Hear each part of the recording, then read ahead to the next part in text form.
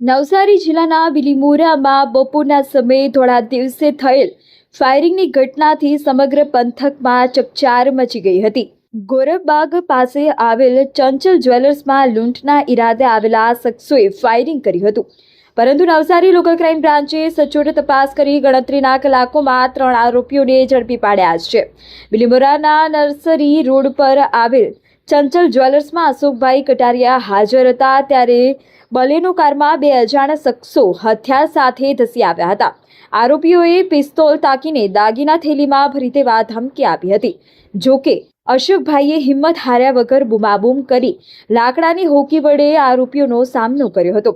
આ ઝપાઝપી દરમિયાન આરોપીઓએ 2 રાઉન્ડ ફાયરિંગ કર્યું હતું, જેમાં અશોકભાઈને દાઢી અને ખભાના ભાગે ગોળી વાગતા તેઓ ઇજાગ્રસ્ત થયા હતા. માલિકના પ્રતિકારકને પગલે લૂંટારુઓ લૂંટ કર્યા વગર જ કારમાં નાસી છૂટ્યા હતા.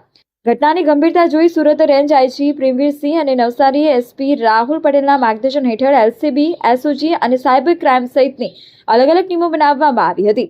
પોલીસે ભાગવાના રૂટ ઉપર 300થી વધુ સીસીટીવી કેમેરા ચેક કર્યા હતા. તપાસ દરમિયાન ચીખલીના આલીપુર સીમમાંથી ગુનામાં વપરાયેલી નંબર વગરની બલેનો કાર બિનવારસી હાલતમાં મળી આવી. આખરે ટેકનિકલ સોર્સના આધારે પોલીસે વલસાડ જિલ્લાની હદમાંથી 3 આરોપીઓની ધરપકડ કરી છે.